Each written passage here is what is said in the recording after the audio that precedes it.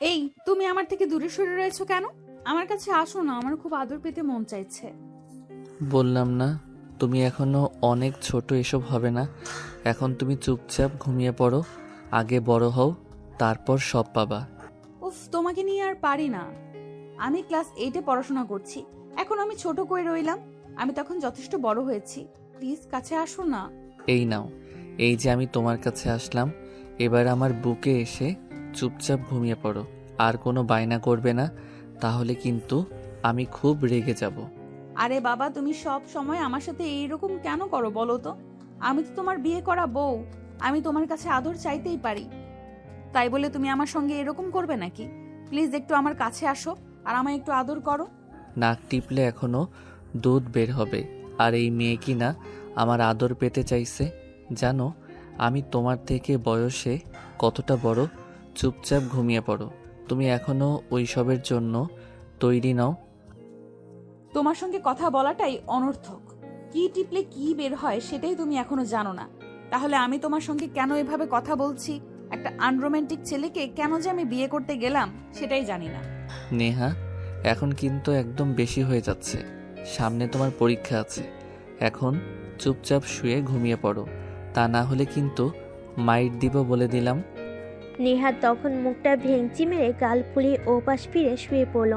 নীল তখন নেহা রেগে গেছে সেটা দেখে নেহাকে টান দিয়ে নিজের বুকের সঙ্গে মিশিয়ে নিল, আর কপালে আলতো করে একটা ভালোবাসার পরশ এঁকে দিয়ে বলল, লক্ষ্মী বউ আমার, আর অভিমান করে থেকো না। তুমি তো এখনো অনেক ছোট। আমি যদি তোমার সঙ্গে শারীরিক সম্পর্ক করি তাহলে তোমার খুব ব্যথা লাগবে। তুমি আমার 10টা না 5টা না, একটা মাত্র বউ। আমার সামনে তোমার কেন কষ্ট হবে? তাই আমি তোমাকে কোনো কষ্ট দিতে চাই না। চুপচাপ ঘুমিয়ে পড়ো।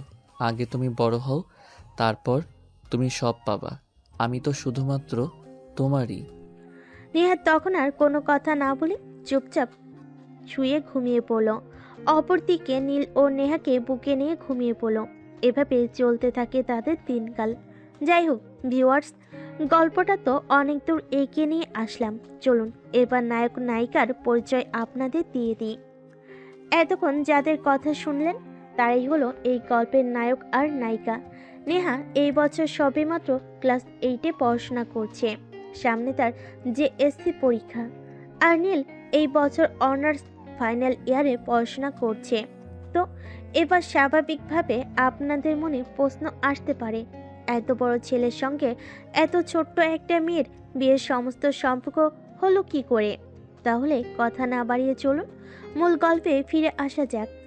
আজ থেকে 1 বছর আগে হঠাৎ একদিন বিকেলবেলা ভার্সিটি শেষে নীল তার বন্ধুদের নিয়ে বাইকে করে একটু ঘুরতে বের হয়েছিল।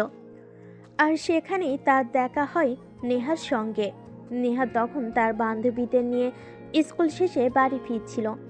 তখনই হঠাৎ নেহা মাথা ঘুরে রাস্তায় পড়ে যায়। তার বান্ধবীরা তাকে জ্ঞান ফেরানোর জন্য চেষ্টা করছিল, কিন্তু তারা কোনোভাবে পেরে উঠছিল না। তখনই নীল আর তার বন্ধুরা সেখানে উপস্থিত হয়। নেহার এমন অবস্থা দেখে নীল তার এক বন্ধুকে নিয়ে বাইকে করে নেহাকে নিয়ে হসপিটালে যায়। আর সেখানেই নেহার ট্রিটমেন্ট করানো হয়। নেহার যখন জ্ঞান ফিরে তখন সে নিজেকে হসপিটালে আবিষ্কার করে, আর আশেপাশে কাউকে দেখতে না পেয়ে নার্সকে ডাকতে থাকে। নার্স, নার্স, আমি এখানে কি করে? দুটো ছেলে এখানে আপনাকে নিয়ে এসেছে। ওরা বলল আপনি নাকি আপনার বন্ধুদের সঙ্গে ঘুরতে বের হয়েছিলেন আর রাস্তায় অজ্ঞান হয়ে পড়ে গিয়েছিলেন। তারপর ওরা আপনাকে এখানে নিয়ে এসেছে আর আপনার চিকিৎসা করিয়েছে। আপনি একটু ওয়েট করুন, ওই ছেলেগুলো বাইরে বসে আছে, আমি তাদেরকে ডেকে দিই। এই কথা বলে নার্স কেবিন থেকে বের হয়ে বাইরে চলে গেল, আর নীল আর তার বন্ধুকে ভিতরে আসতে বলল। কিছুক্ষণ পর নীল আর তার বন্ধু ভিতরে আসে। নেহা তাদের দেখতে পেয়ে বলে, আপনারা কারা? আপনাদের তো এর আগে কখনো দেখেছি বলে মনে হয় না। আমাদের তুমি চিনবে না। আমরা এদিকে একটু ঘুরতে আসছিলাম, তখনই দেখলাম তুমি অজ্ঞান হয়ে রাস্তায় পড়ে আছো। তোমার বান্ধবীরা তোমাকে সুস্থ করবার জন্য চেষ্টা করছে, কিন্তু তারা পেরে উঠছে না। তাই আমি আর আমার বন্ধু মিলে তোমাকে হসপিটালে নিয়ে এসেছি। তুমি কি তোমার বাসার ঠিকানা জানো? চলো তোমায় বাসায় পৌঁছে দিয়ে আসি। নীল আর তার বন্ধুকে তার বাসার ঠিকানা দেয়। নীল আর তার বন্ধু মিলে নেহাকে নেহার বাসা পর্যন্ত পৌঁছে দেয় আর তারপর বাড়িতে চলে আসে। এরপর কেটে গেল আরও কয়েকদিন। প্রায় 15 দিন পর নীল আর তার বন্ধুরা মিলে আবারও ওইদিকে একবার ঘুরতে যায়। তখন আবার নেহার সঙ্গে তার দেখা হয়। এক্সকিউজ মি, আমি যদি ভুল না করে থাকি তাহলে আপনি সেদিনকার সেই ভাইয়াটা না, যে আমাকে হসপিটালে নিয়ে গেছিলেন আর বাসা পর্যন্ত পৌঁছে দিয়েছিলেন? তুমি একদম ঠিক ধরতে পেরেছ। তুমি এখন কেমন আছো? আর তোমার পড়াশোনাই বা কেমন চলছে? আর একটা কথা তো জানাই হলো না, তুমি কোন ক্লাসে পড়ো? এই তো এই বছর ক্লাস 7-এ পড়াশোনা করছি। আপনি কোন ক্লাসে পড়েন আর আপনার বাসা কোথায়? আমি তো এই বছর অনার্স সেকেন্ড ইয়ারে পড়াশোনা করছি। আমার বাসায় এখান থেকে একটু দূরে। এদিকটা তো গ্রাম এলাকা, এদিকে ঘুরতে ভালো লাগে, তাই আমি আর আমার বন্ধুরা মাঝে মধ্যে এদিকে ঘুরতে আসি। কিন্তু তোমাকে সেদিনের আগে তো কখনো এদিকে দেখিনি। আসলে ভাইয়া, আমার আব্বুর এই এলাকায় নতুন পোস্টিং হয়েছে। আগে আমরা সিলেটে থাকতাম। আমার আব্বুর যেহেতু এই জায়গায় পোস্টিং হয়েছে, তাই আমার আব্বু, আমার আম্মু আর আমাকে এখানে নিয়ে এসেছে। ও আচ্ছা, যাই হোক, তোমার সঙ্গে কথা বলে ভালো লাগলো। আজ তাহলে আসি। আমার আবার বাসায় ফিরে যাওয়ার সময় হয়ে এসেছে। বাসায় দেরিতে করে ফিরলে আমার আম্মু আবার আমাকে বকা দেয়। কি বলেন এসব? আপনি আপনি এত বড় ছেলে হয়ে গেছেন আর এখনো দেরি করে বাড়িতে ফিরলে আপনার আম্মু আপনাকে বকা দেয়? এটা ভাবতেই আমার হাসি পাচ্ছে। যাই হোক ভাইয়া, একদিন আমাদের বাড়িতে আসবেন। আপনাকে আমি নিজের হাতে চা বানিয়ে খাওয়াবো। তুমি চা বানাতে পারো? এইটুকুন পিচ্ছি একটা মেয়ে, এখনই তুমি রান্নাঘরে যাও? জি না, আমি রান্নাঘরে যাই না। তবে আপনি সেদিন আমার জীবন বাঁচিয়েছেন, তাই ভাবছি আপনি যদি কোনোদিন আমাদের বাড়িতে যান তাহলে আমি নিজের হাতে আপনাকে 1 কাপ চা বানিয়ে খাওয়াবো। যদিও আমি জানি না সেটা খাওয়ার যোগ্য হবে কিনা, তারপরও ট্রাই করব। আচ্ছা বাবা, ঠিক আছে। তাহলে আগামী শুক্রবারে আমি আর আমার বন্ধু মিলে তোমাদের বাড়িতে চায়ের দাওয়াতে আসব। আর একটা কথা, আমি যদি তোমাদের বাড়িতে যাই তাহলে আবার তোমার আব্বু আম্মু কিছু মনে করবে না তো? আরে না, সেরকম কোনো ব্যাপার নয়। আমার আব্বু আম্মু অনেক ফ্রি মাইন্ডের মানুষ। এর আগেও তো আমার অনেক বন্ধুরা আমাদের বাড়িতে আসতো, আর এখানে নতুন এসেছে তারপরেও তো আমার বান্ধবীরা প্রায়ই আমার সঙ্গে আমাদের বাড়িতে যায়। আমার আব্বু আম্মু কিছুই মনে করবে না। আচ্ছা, আজ তাহলে আসি। আপনার সঙ্গে তাহলে আগামী শুক্রবার আমাদের বাড়িতেই দেখা হচ্ছে। আচ্ছা ঠিক আছে, আমারও যাওয়ার সময় হয়ে গেছে। আমিও আসছি। ভালো থেকো, বাই। এই বলে নীল তার বন্ধুকে নিয়ে সেখান থেকে চলে আসলে। অপরদিকে নেহা ও তার বান্ধবীদের নিয়ে বাসায় চলে গেল। এদিকে দেখতে দেখতে সময়টা চলে গেল। শুক্রবার বিকালবেলা নেহা ড্রয়িং রুমে বসে বসে মোবাইল টিপাটিপি করছে। তখনই হঠাৎ কলিং বেলের আওয়াজ শুনে নেহা গিয়ে দরজা খুলে দিল। দরজা খুলেই তো নেহা পুরাই হতবাক। আরে ভাইয়া, আপনি সত্যিই চলে এসেছেন? আমি তো নিজের চোখেই বিশ্বাস করতে পারছি না। আমি তো ভেবেছিলাম আপনি আমার সঙ্গে মজা করছেন। যাই হোক, এসেছেন ভালো হয়েছে। ভেতরে এসে বসুন। আমি আপনাকে বলেই দিয়েছিলাম আপনি আসলে আমার নিজের হাতে আপনাকে 1 কাপ চা বানিয়ে খাওয়াবো। হ্যাঁ, তোমার হাতের সেই বিখ্যাত চা খেতেই তো এলাম। যাই হোক, এখন কি এখানেই দাঁড়িয়ে থাকতে হবে নাকি ভিতরে আসতে দিবে? আরে, আমি তো আপনাকে বললাম ভেতরে এসে বসুন। আপনারা ড্রয়িং রুমে বসুন, আমি আম্মুকে বলে আসি আপনারা এসেছেন। এই বলে নেহা ভিতরে চলে গেল। নীল আর তার বন্ধু দুজনেই ড্রয়িং রুমে বসে আছে। কিছুক্ষণ পর নেহার আম্মু সেখানে আসলো। নেহার আম্মুকে দেখতে পেয়ে নীল আর তার বন্ধু উঠে দাঁড়িয়ে সালাম প্রদর্শন করলো। আসসালামু আলাইকুম আন্টি, কেমন আছেন? এই তো আলহামদুলিল্লাহ, আল্লাহর রহমতে ভালোই আছি। নেহার কাছে শুনলাম সেদিন নাকি নেহা রাস্তায় অজ্ঞান হয়ে পড়ে গেছিল আর তুমি নাকি তাকে হসপিটালে নিয়ে গেছিলে। হ্যাঁ আন্টি, আসলে ওই দিন আমি আর আমার বন্ধু এই দিক দিয়ে যাচ্ছিলাম, তখনই হঠাৎ নেহাকে চোখে পড়ল, তাই নিয়ে গেছিলাম। যাই হোক আন্টি, আঙ্কেল কোথায়? উনি কি বাসায় আছেন? না, উনি বাসায় নেই, একটু আগে বের হয়েছেন, বাজারে যাবেন। তোমরা বসো, আমি তোমাদের জন্য নাস্তার ব্যবস্থা করি।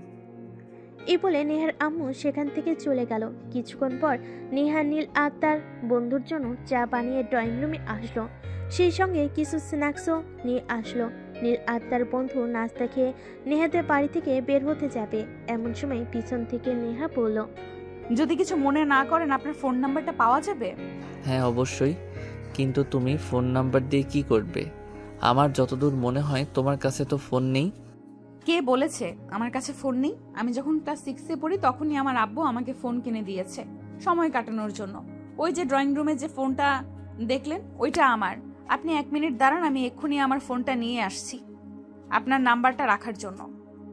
এরপর সেখান থেকে সোজা ড্রয়িং রুমে চলে গেল আর ফোনটা নিয়ে এসে নীলের হাতে তুলে দিয়ে বলল, এই যে এটা আমার ফোন, আপনার নাম্বারটা দিয়ে যান। যখন আপনার কথা মনে পড়বে তখন আমি আপনাকে ফোন দিব। আর একটা কথা, আমি ফোন দিলে আপনি আবার বিরক্ত হবেন না তো? আরে না, এটা কি বলছো তুমি? তুমি আমাকে ফোন দিলে আমি বিরক্ত হতে যাব কেন? আমারও খুব ভালোই লাগবে। অ্যাকচুয়ালি আমার কোনো মেয়ে বন্ধু নাই। তুমি যদি ফ্রেন্ডলি আমার সঙ্গে কথা বলো খুব ভালো লাগবে আমার। আচ্ছা ঠিক আছে, তাহলে আজ থেকে আমরা দুজন বন্ধু। তাহলে কথা হচ্ছে রাতে, কিন্তু আমি ফোন দিব। নীল তখন আর কোনো কথা না বলে চুপচাপ তার বন্ধুকে নিয়ে সেখান থেকে সোজা বাসে চলে আসলো। এরপর বাসে এসে ফ্রেশ হয়ে পড়তে বসলো। রাত প্রায় 10টা নাগাদ সে রাতের খাবার খেয়ে তারপর রুমে এসে শুয়ে পড়ল। রাত আনুমানিক তখন 11টার মতো বাজে। তখনই হঠাৎ মোবাইলের রিংটোন বেজে উঠল। নীল ফোনটা হাতে নিয়ে দেখলো একটা আননোন নাম্বার থেকে ফোন এসেছে। নীল মনে মনে ভাবলো হয়তো এটা নেহা ফোন করেছে, তাই সে সঙ্গে সঙ্গে ফোনটা রিসিভ করলো। আর রিসিভ করতেই ও পাশ থেকে শুনতে পেল, আমি ফোন করার সঙ্গে সঙ্গেই আপনি ফোনটা রিসিভ করলেন। এতটা শিওর হলেন কি করে যে আমিই আপনাকে ফোন করেছি? নাকি আপনি শিওর না হয়ে ফোনটা রিসিভ করেছেন? না, আমি শিওর হয়ে ফোনটা রিসিভ করেছি, কারণ আমার ফোনে সচরাচর আম্মুর নাম্বার থেকে ফোন আসে না। আর এখন যেহেতু একটা অন্য নাম্বার থেকে ফোন এসেছে, আমি শিওর ছিলাম এটা তুমি হবে। তুমি ছাড়া অন্য কেউ আমাকে ফোন দিতেই পারে না। তাই তো ফোন হওয়ার সঙ্গে সঙ্গেই আমি ফোনটা রিসিভ করলাম। আচ্ছা বাদ দিন, এখন বলেন কেমন আছেন?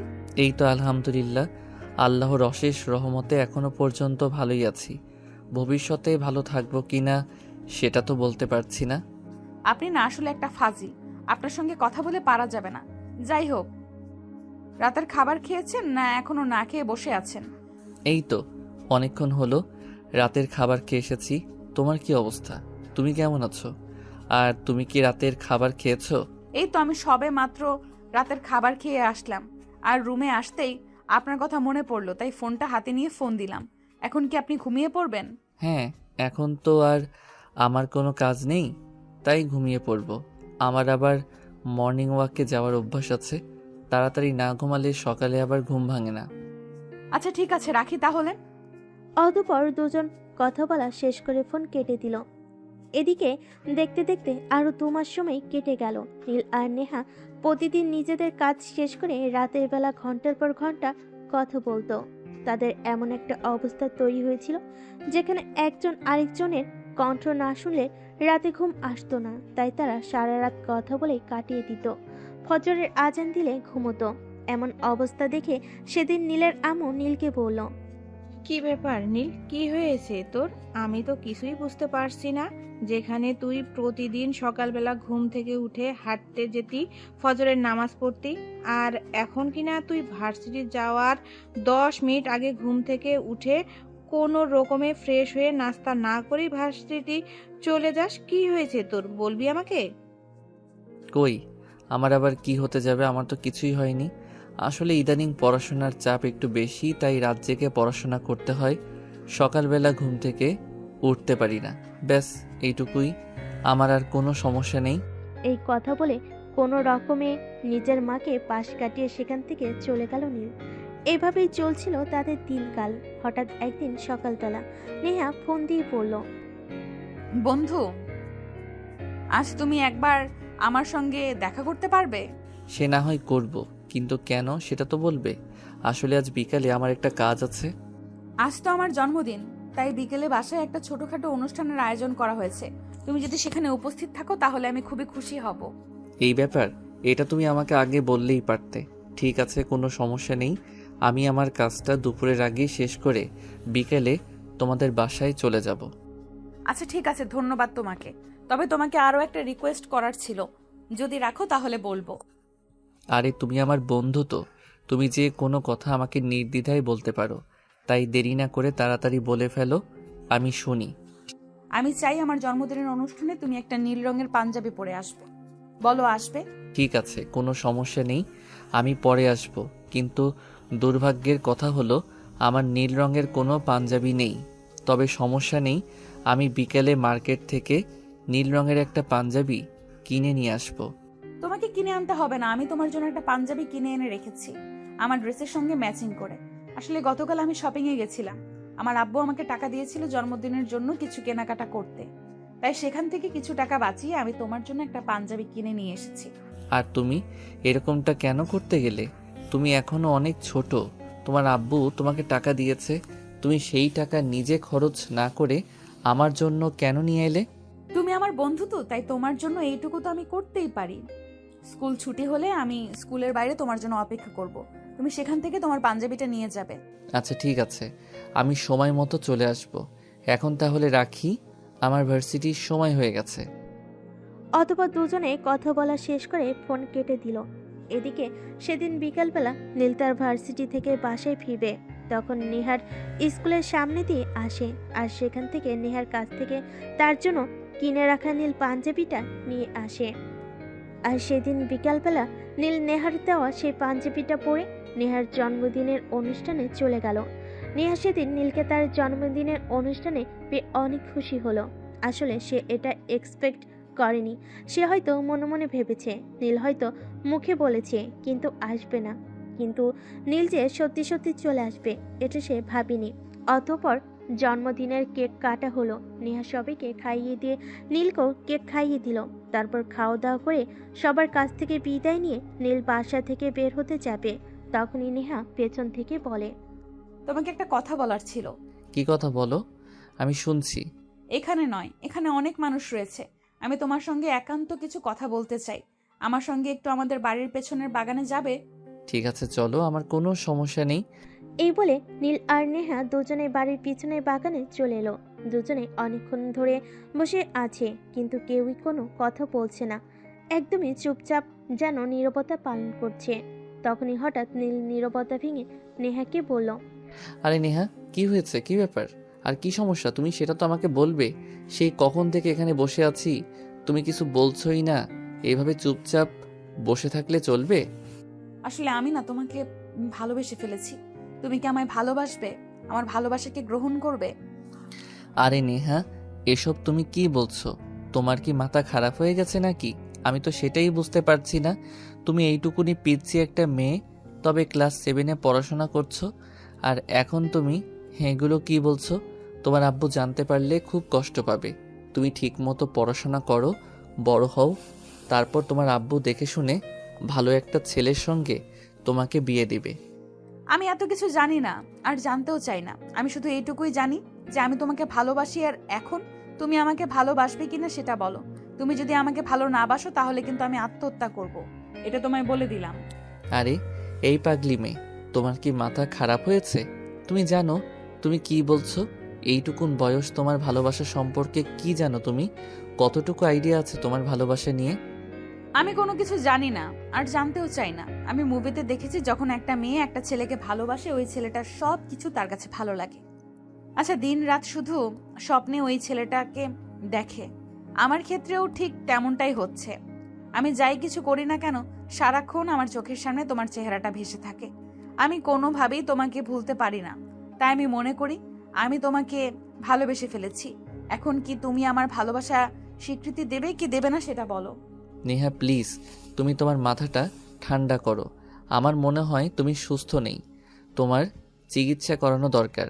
তাই তুমি এরকম পাগলের মতো প্রলাপ করছো। তুমি সুস্থ থাকলে কোনোভাবেই এগুলো বলতে পারতে না। যাই হোক, আজ তোমার জন্মদিনের অনুষ্ঠান চলছে বাড়িতে, এমন কিছু করো না যাতে সবাই এই বিষয়টা নিয়ে হাসাহাসি করে। আমি কোনো কিছু জানি না, আর জানতেও চাই না। আমি শুধু তোমাকে ভালোবাসি। কে কি বললো না বললো সেই বিষয়ে আমার বিন্দু মাত্র ইন্টারেস্ট নেই। বলো তুমি আমাকে ভালোবাসো, হ্যাঁ কি না? তাহলে এই যে দেখো আমার হাতে নতুন ব্লেড, এটা দিয়ে আমি আমার হাতের শিরাগুলো কেটে দিব। তারপর আস্তে আস্তে মৃত্যুর কোলে ঢলে পড়ব। এই কথা বলে নেহা নিজের হাতে থাকা নতুন ব্লেডটা খুলে নেয় আর নিজের হাত কাটতে যাবে। তখন নীল তার হাত থেকে ব্লেডটা নিয়ে ঠাস করে তার গালে একটা চড় বসিয়ে দিয়ে বলে, এই মেয়ে, কি সমস্যা তোমার? কি চাও তুমি? ভালোবাসার কি বোঝো তুমি? আমি শুধু তোমাকে চাই, আর কিচ্ছু বুঝতে চাই না। আর ভালোবাসা আমাকে বোঝাতে এসো না। আমি কি এতটাই ছোট যে ভালোবাসা কি সেটা বুঝি না? এখন তুমি কি চাও সেটাই আমাকে বলো। আই মিন, কি করলে তুমি খুশি হবে? আমাকে ভালোবাসতে ব্যাস এতটুকুই, আর কিছুই চাই না আমার। আমি শুধু তোমার ভালোবাসা পেতে চাই। বলো তুমি আমাকে ভালোবাসবে কি না, হ্যাঁ বা না? আচ্ছা বাবা, ঠিক আছে, আমি তোমাকে ভালোবাসবো। এবার অন্তত নিজের মাথাটা ঠান্ডা করো আর চুপচাপ ভিতরে চলে যাও। এইভাবে বললে হবে না, সুন্দর করে বলো। আর মুভিতে যেমন প্রেমিক প্রেমিকারা একে অপরকে জড়িয়ে ধরে, তুমিও আমাকে এইভাবে জড়িয়ে ধরবে। একটু আদর করে দাও। এই মেয়ে, তোমার কি মাথা খারাপ? আমি তোমাকে এখানে জড়িয়ে ধরলাম, আর কে এসে দেখে ফেললো, তারপর কি হবে সেটা তুমি জানো? কিচ্ছু হবে না, বিকজ এখানে কেউ আসবে না। এটা আমাদের বাড়ির এমন একটা জায়গা যেখানে বছরেও একবার কেউ আসে না। নীল তখন আর কোনো কথা না বলে নেহাকে একটু জড়িয়ে ধরল আর কপালে ছোট্ট করে একটা ভালোবাসার পরশ এঁকে দিল। তারপর নেহার কাছ থেকে বিদায় নিয়ে বাসে চলে আসলো। এরপর থেকে শুরু হলো আরও এক মহা গ্যাঞ্জাম। প্রতিদিন সারা রাত নেহার সঙ্গে কথা বলতে হয়। সকালবেলা নেহাকে বাইকে করে তার বাসার সামনে থেকে স্কুল পর্যন্ত পৌঁছে দিতে হয়। আবার স্কুল ছুটি হলে নেহা তার স্কুলের সামনে দাঁড়িয়ে নীলের জন্য অপেক্ষা করতে থাকে। নীলের ভার্সিটি ছুটি হলে সেখান থেকে এসে আবার নেহাকে তার বাসা পর্যন্ত পৌঁছে দিতে হয়। এভাবে চলে তাদের দিনকাল। ভালোই কাটছিল সময়গুলো। সেদিন বিকেলবেলা নীল ড্রয়িং রুমে বসে ফোন টিপছিল, নেহার সঙ্গে চ্যাটিং করছিল।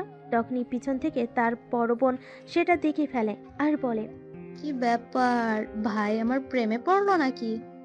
কি ব্যাপার ভাই, আমার প্রেমে পড়লো নাকি? তবে এটা কে সেটা কি জানা যাবে? আরে আপু, তুমি এখানে কখন আসলে? আর আমি প্রেম করতে কেন যাব?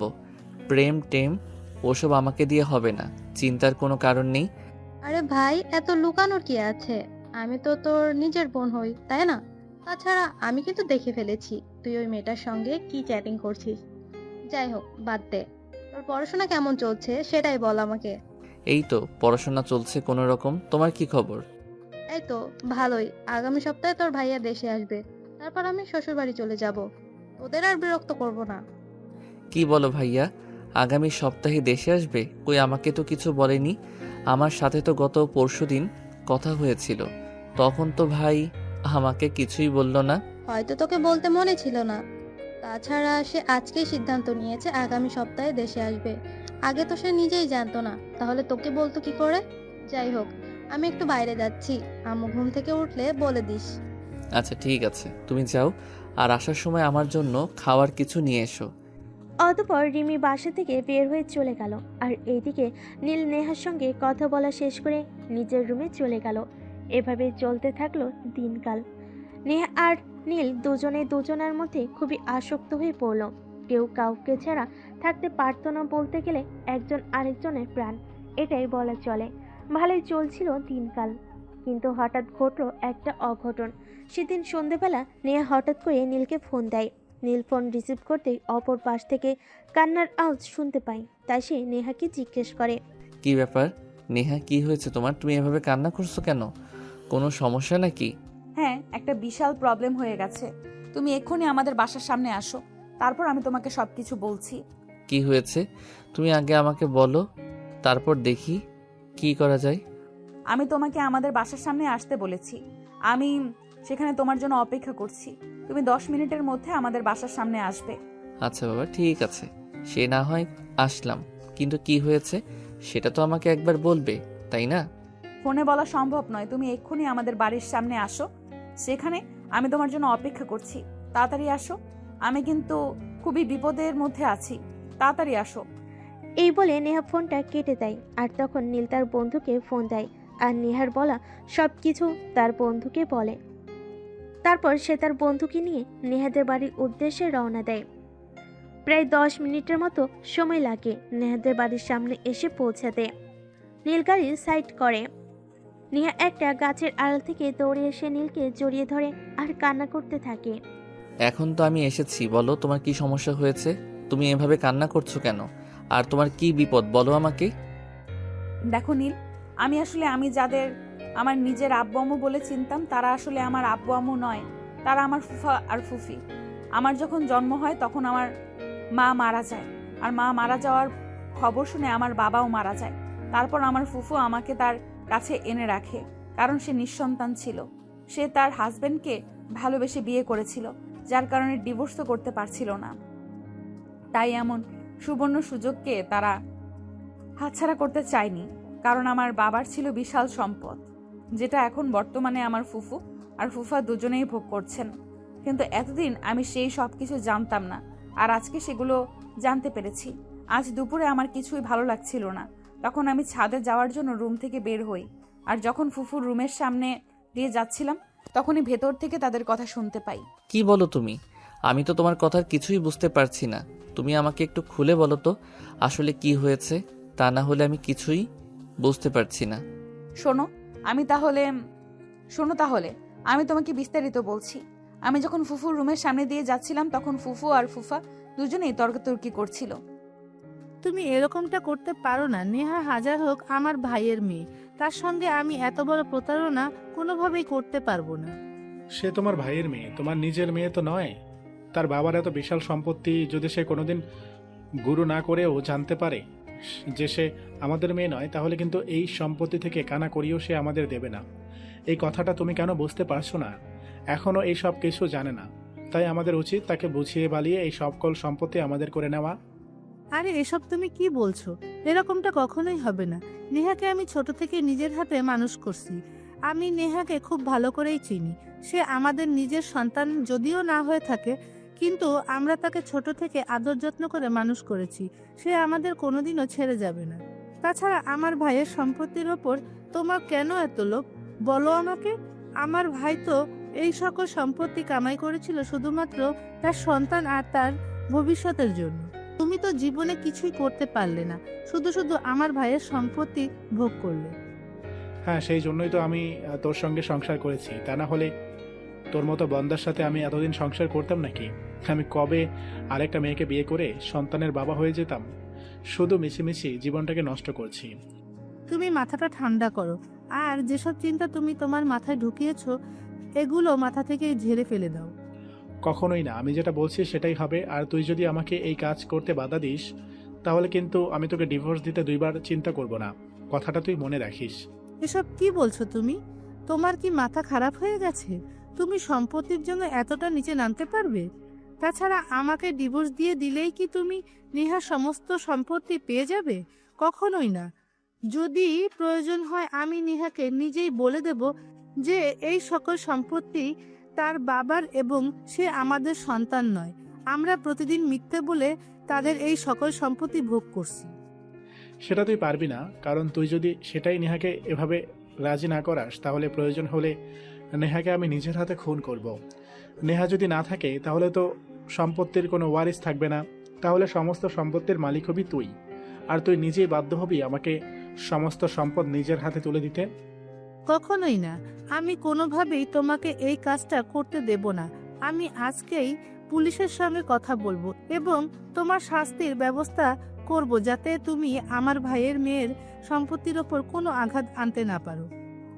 সেই সুযোগটা আর তুই পাবি না। আমি আজকেই শহরে যাচ্ছি, সেখান থেকে উকিলের সঙ্গে কথা বলে সমস্ত ডকুমেন্টস রেডি করে তারপর আমি বাসায় আসবো। আর যেভাবেই হোক নেহার কাছ থেকে সিগনেচার নিয়ে ছাড়বো।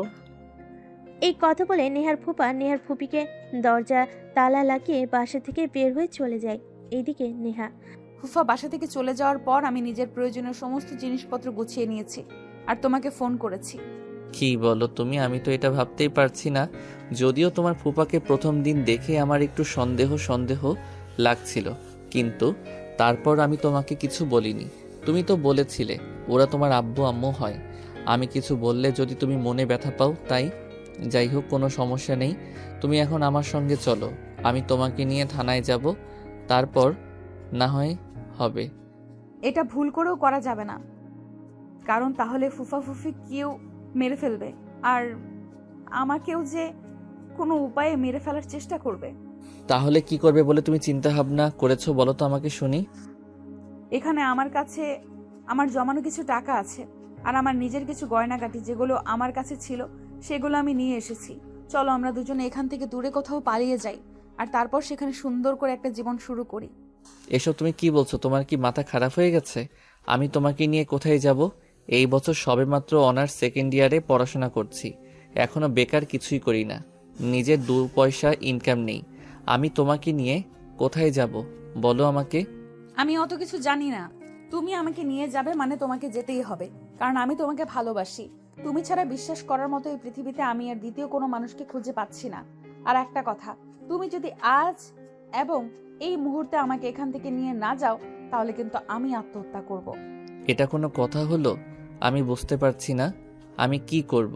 তুমি প্লিজ মাথাটা ঠান্ডা করো, আমরা পুলিশের কাছে যাই, কিছুই হবে না। আমি তোমাকে কি বলতে চাইছি তুমি কি সেটা কোনোভাবেই বুঝতে পারছো না?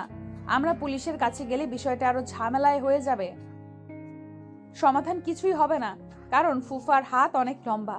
তুমি আমাকে নিয়ে এই মুহূর্তে এই এলাকা ছেড়ে দূরে কোথাও চলে যাবে, এটাই ফাইনাল। নীল তখন কি করবে কিছুই ভেবে পাচ্ছিল না। সে মাথায় হাত দিয়ে সেখানে বসে পড়ল। তখন পাশ থেকে তার বন্ধু তাকে বলল, নীল, নেহা যেটা বলেছে তুই সেটাই কর। নেহা তো বলেছে তার কাছে কিছু জমানো টাকা আর নিজের কিছু গয়নাগাটি আছে, সেগুলো বিক্রি করে কিছুদিন চলবি, তারপর না হয় একটা কাজের ব্যবস্থা করে নিবি। দেখ, আজকে মেয়েটাকে তুই যদি সাহায্য না করিস তাহলে মেয়েটার আর কোনো উপায় থাকবে না, কারণ এই পৃথিবীতে মেয়েটা শুধুমাত্র তোকে বিশ্বাস করে আর ভালোবাসে। আরে এসব তুই কি বলছিস? তুই তো খুব ভালো করে জানিস 3টা বোনের মধ্যে আমি একটা মাত্র ভাই।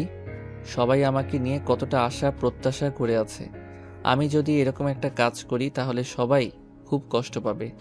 সেটা আমি জানি, কিন্তু সেটা সাময়িক ক্ষণ। একটা মেয়ে তার ভালোবাসাকে হারালে কোনোদিনই তার ভালোবাসা ফিরে পায় না, কিন্তু পরিবারের জন্য ভালোবাসা না ছেড়ে ভালোবাসাকে আগলে ধরে রাখলে পরিবার আজ না কাল হোক মেনে নেয়।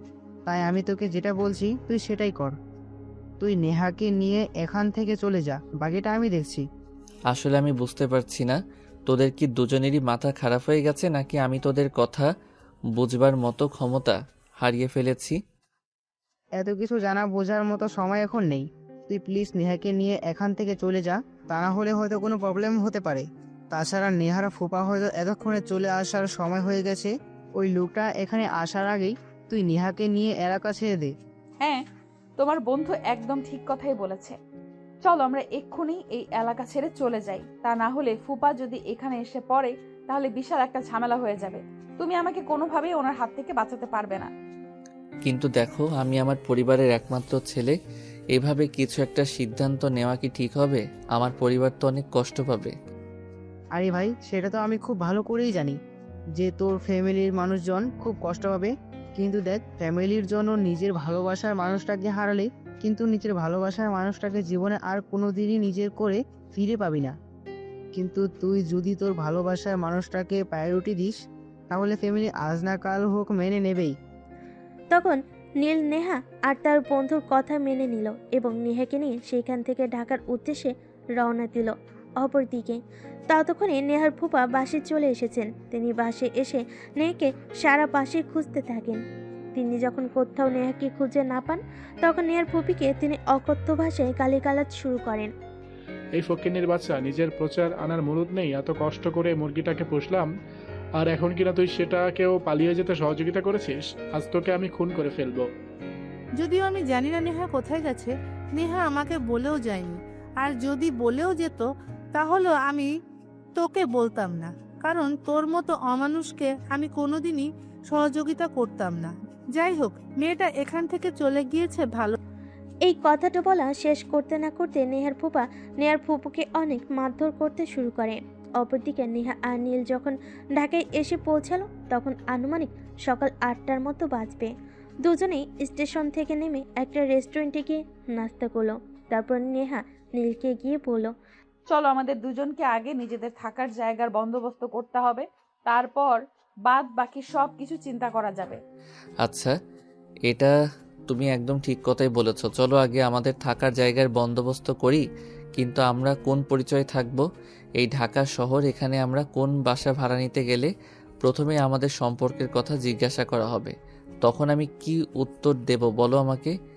যদি কেউ তোমাকে আমাদের সম্পর্কে কথা জিজ্ঞেস করে তাহলে বলবে আমরা হাজব্যান্ড ওয়াইফ।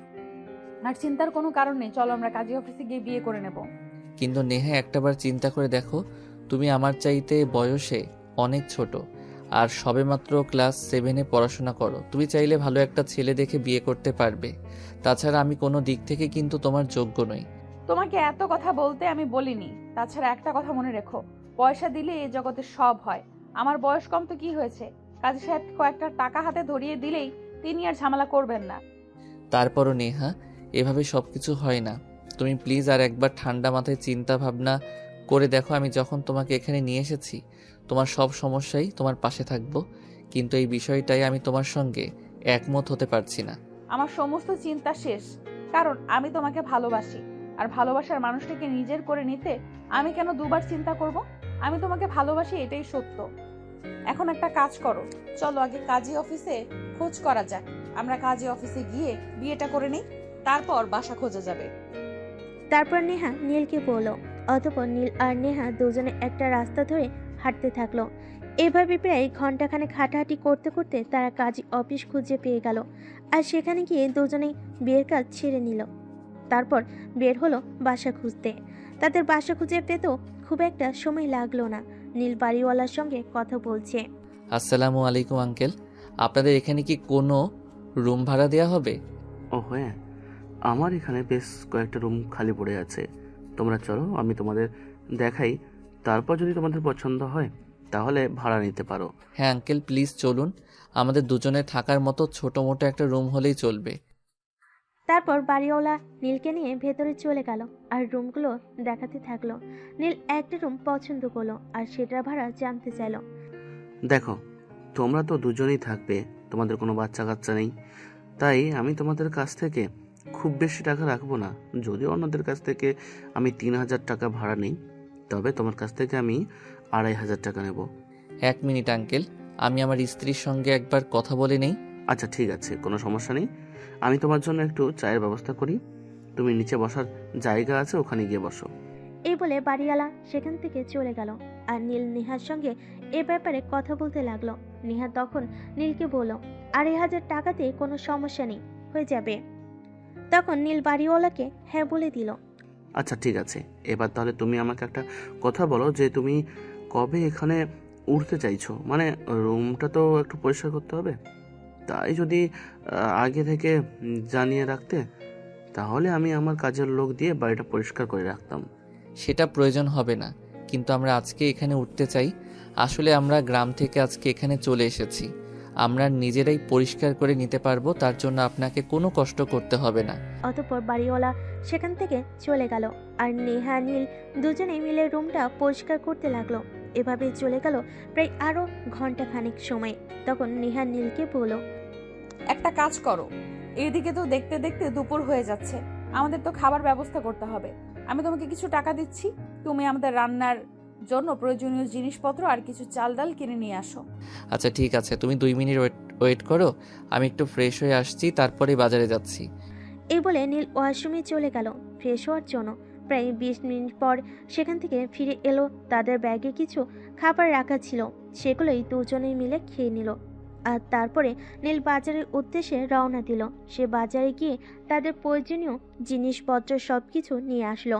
আর এদিকে বাসে এসে দেখে নেহা তার জন্য বসে বসে অপেক্ষা করছে। নীল বাসে এসে নেহাকে এভাবে অপেক্ষা করতে দেখে বলল, কি ব্যাপার, তুমি এমন গোমড়ামুখ হয়ে বসে আছো কেন? মন খারাপ নাকি? আরে না, মন খারাপ হতে যাবে কেন? আসলে অনেকক্ষণ ধরে বসে বসে তোমার জন্য অপেক্ষা করছিলাম তো, তাই একটু খারাপ লাগছিল আর কি। এখন তুমি আমাকে এইটা বলো যে তুমি এতক্ষণ দেরি করলে কেন? আরে বাবা, জীবনেই প্রথমবার সংসারের জন্য প্রয়োজনীয় জিনিসপত্রাদি কিনতে গেলাম। আমি তো কোনো কিছু বুঝে উঠতে পারছিলাম না। ভাগ্যিস দোকানদার আমাকে সব কিছু বুঝিয়ে দিয়ে দিল, তাই নিয়ে আসতে পারলাম, না হলে তো আমি আনতেই পারতাম না।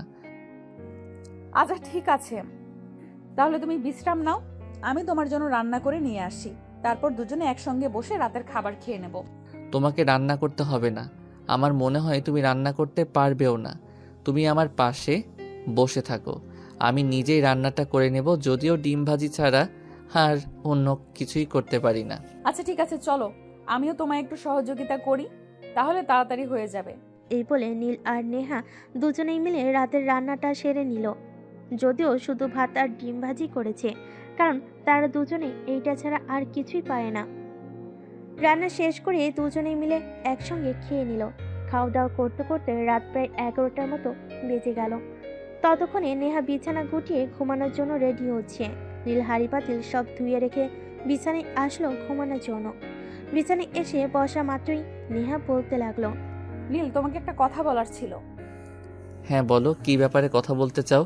আর আমাকে কিছু বলার জন্য তোমাকে অনুমতি নিতে হবে, নাকি তুমি যা বলার সরাসরি বলে ফেলবে? আমি কিছুই মনে করব না। আসলে বিষয়টা সেরকম নয়, জানো তো, প্রত্যেকটা মেয়েরই জীবনের এই সময়টা নিয়ে অনেক স্বপ্ন থাকে। আমারও অনেক স্বপ্ন আছে, তাই তোমাকে কিছু বলতে চাই। মানে তুমি কি বলতে চাইছো? আমি তো কিছুই বুঝতে পারছি না। কোন সময়টা বোঝাতে চাইছো তুমি?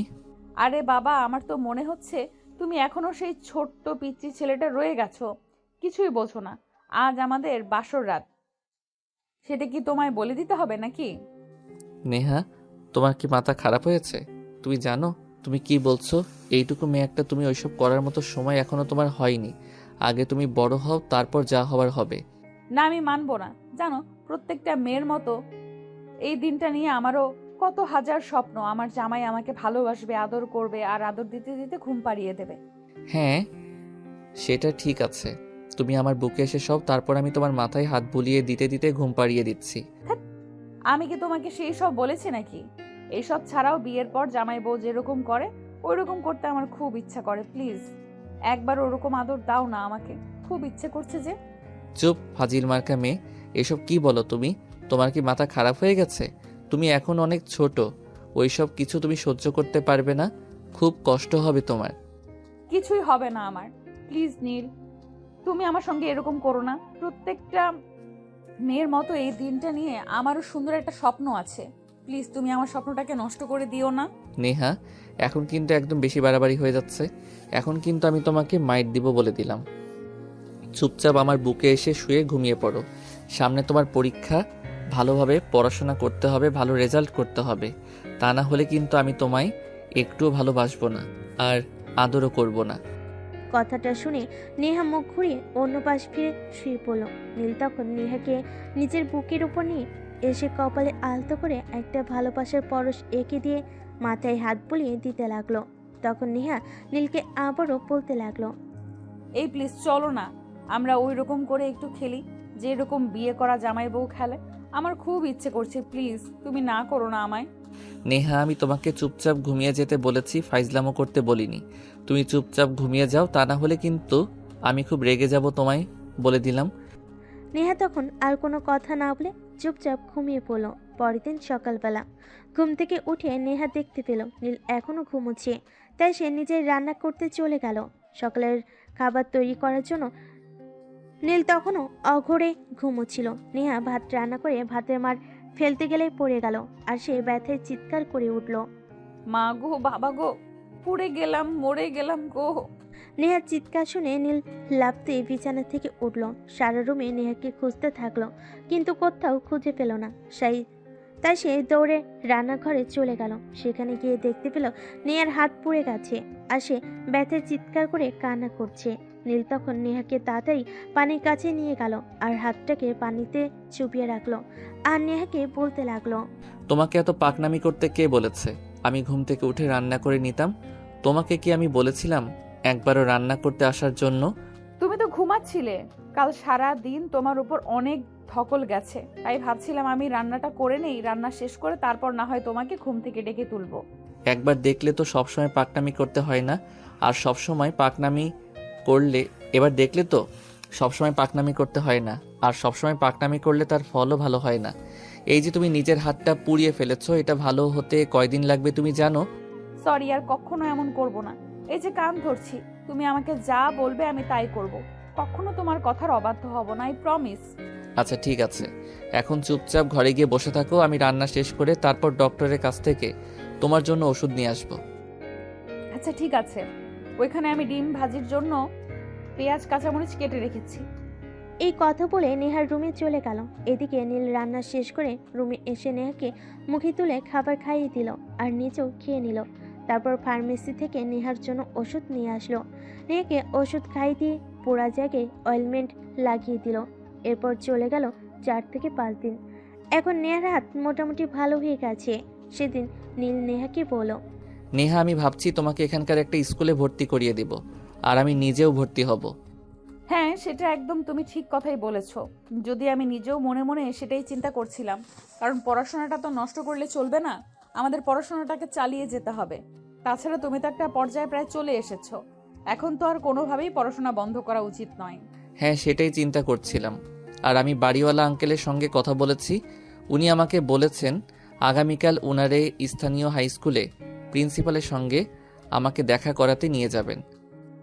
আচ্ছা ঠিক আছে, তাহলে তুমি তাই করো। আর হ্যাঁ, তোমার ভর্তির ব্যাপারেও কথা বলে এসো। অতঃপর পরের দিন সকালবেলা নীল বাড়িওয়ালাকে নিয়ে স্থানীয় হাই স্কুলের প্রিন্সিপালের সঙ্গে কথা বলতে চলে গেল এবং কথা বলা শেষ করে নেহাকে ভর্তি করিয়ে বাসায় চলে আসলো। বাসায় আসতেই নেহা নীলকে বলল, কি ব্যাপার, কি হলো? কোনো ব্যবস্থা করতে পেরেছো? হ্যাঁ, তোমাকে ভর্তি করিয়ে দিয়ে এসেছি।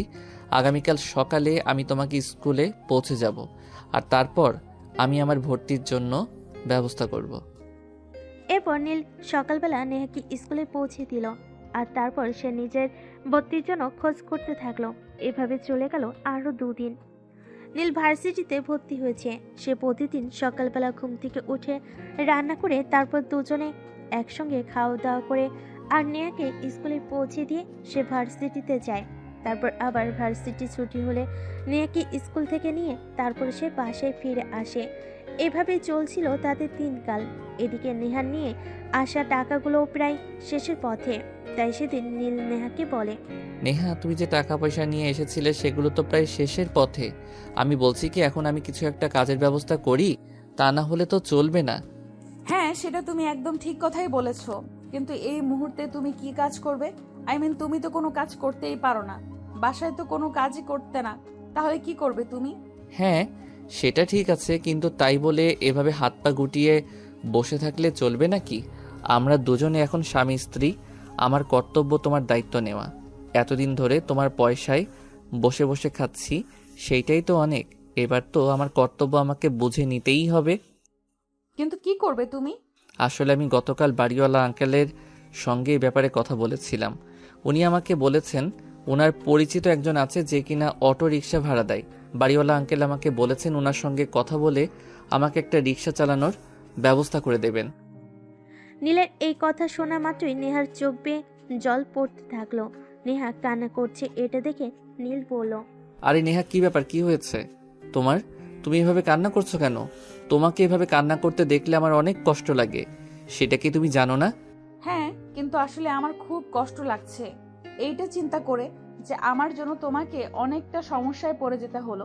তুমি তো খুব ভালো ফ্যামিলিতেই বড় হচ্ছিলে, সেখান থেকে আমি তোমাকে জোর করে ঝামেলায় ফেলে দিলাম, আর তার জন্য তোমাকে অনেক কষ্ট করতে হচ্ছে, তাই না? দূর পাগলি, এইভাবে বলতে হয় না। আমরা দুজনেই দুজনকে খুব ভালোবাসি, আর আমাদের ভালোবাসাকে স্বীকৃতি দিতে দুজনে মিলে সিদ্ধান্ত নিয়ে এটা করেছি। এখানে তোমার বা আমার কারোরই একার কোনো দোষ নেই। যা করেছি দুজনে মিলে মিশে করেছি, তাই তুমি নিজেকে কখনোই দোষারোপ করবে না। আই লাভ ইউ নীল, সত্যি আমি তোমাকে অনেক ভালোবাসি। তোমাকে ছাড়া আমি কোনোদিনও বেঁচে থাকতে পারবো না। লাভ ইউ টু পাগলি, আমিও সত্যি তোমাকে অনেক অনেক বেশি ভালোবাসি।